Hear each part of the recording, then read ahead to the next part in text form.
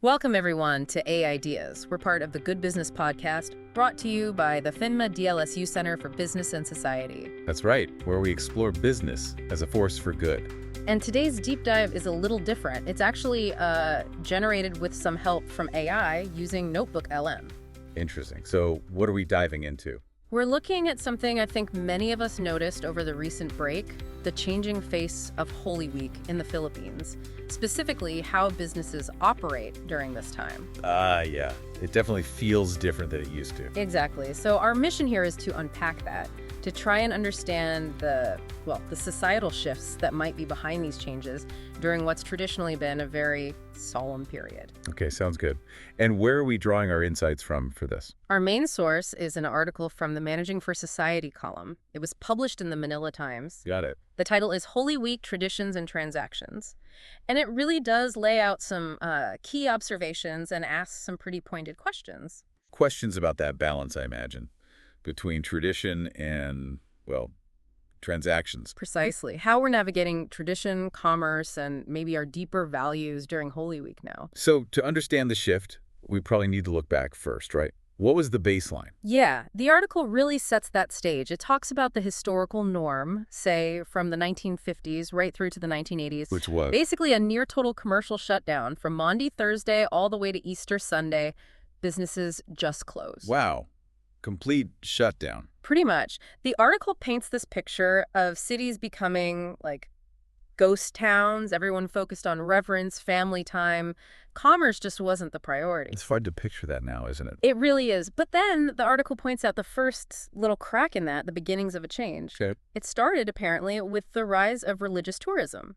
Think pilgrimages to places like Antipolo or Baclaran. Ah, okay. So people were traveling for religious reasons, but they still needed... Exactly. They needed places to eat, maybe stay, transportation. So this small sort of niche industry started to cater to these pilgrims. And that was the first hint of commercial activity creeping into that quiet period. That seems to be the idea presented. A subtle shift driven by religious practice itself, ironically enough. Okay, so fast forward to today, because as we said, it feels very different. Totally different. The article highlights that now, having some businesses open, even during the core Easter Triduum Maundy Thursday Good Friday, it's become pretty commonplace. Selective operations, at least. Yeah. Not everything, but many things are open. Right, and that contrast is stark. What was, quote, unthinkable back then, like shops or restaurants open on Good Friday, is, well, it's normal now. So what's driving that big shift, according to the article? Well, a major factor seems to be that Holy Week has simply become a really significant time for consumer spending.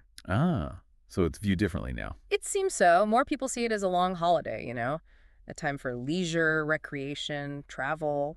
Maybe not always religious travel. And that creates demand. Yeah. If people are out and about, they want things to do, places to go, things to buy. Exactly. And businesses naturally respond to that demand. Yeah. Which leads to this kind of dilemma the article points out. The balancing act again. Yeah. Balancing that consumer demand with respecting the tradition, employee needs, and, the bottom line, financial pressures are always there. Just a complex mix. It really is. Yeah. And the article uses the Triduum itself, those 3 core days, to frame some really probing ethical questions about this. Okay, how so? Let's break that down. Maundy Thursday. For Maundy Thursday, the question posed is basically, in this commercialized Holy Week, who's really serving whom?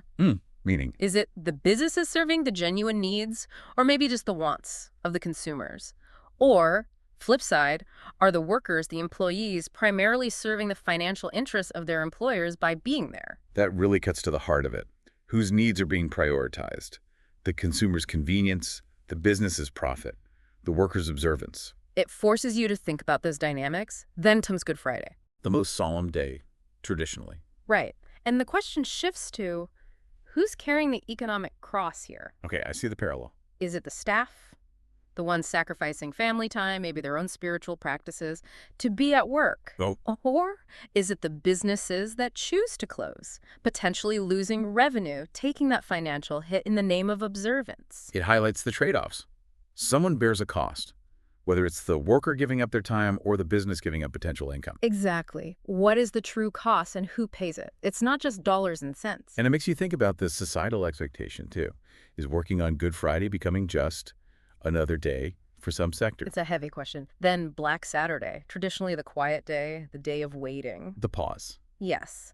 And the article asks, essentially, do we even know how to pause anymore? In this world that's always on, always pushing productivity, consumption, have we lost that ability to just stop, to reflect? Even if things are officially quieter, is the mindset still geared towards, well, what's next? What can I buy online? What's opening tomorrow? Is the spirit of the pause still there, even if some of the outward activity slows down? It's a subtle point. Yeah, it is. And finally, Easter Sunday, the celebration, the renewal. Okay. The question here is, who gets the genuine resurrection or renewal in this commercial context? Meaning.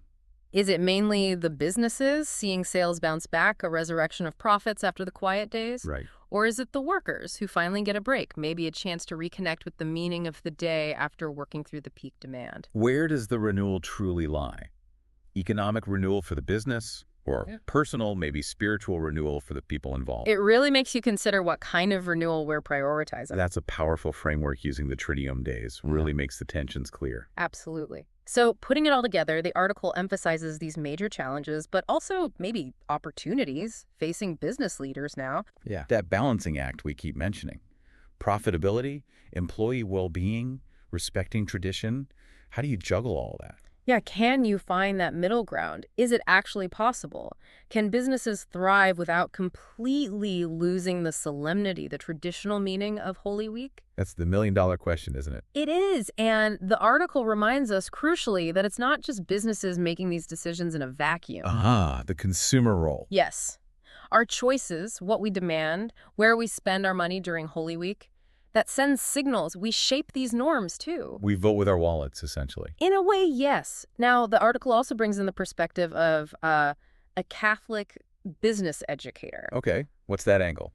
It highlights the responsibility in business education itself to train future leaders who can navigate these complexities. Not just chase profits, but think ethically. Exactly. To approach these things with wisdom, with integrity. The goal isn't some simple rule book like always close or always open. No one-size-fits-all answer. Right. It's more about fostering what the article calls a discerning spirit. Discerning spirit, meaning the ability to weigh things up. Yeah, to weigh the competing goods, the different priorities, financial health, employee needs, community values, tradition, and try to make decisions that genuinely serve all stakeholders, not just shareholders. That's a tall order, but an important one. Definitely. So looking ahead, the article sort of concludes by acknowledging these challenges are, well, daunting.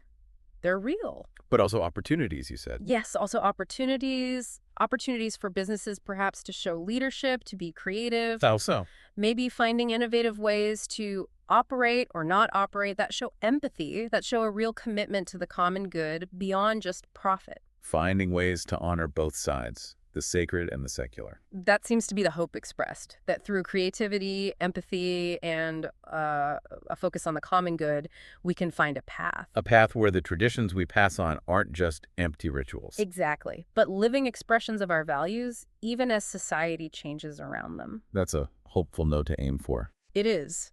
So as we kind of wrap up this deep dive, the core tension we've really been digging into is this shift, right? From that quiet, commercially inactive Holy Week to today's much more active transactional period. And all the questions that shift raises about our priorities, our values as a society. We've looked at it from different angles, the business owner, the employee, the consumer. Yeah, trying to understand those different perspectives involved. So maybe a final thought for our listeners to take away. Let's turn it over to them.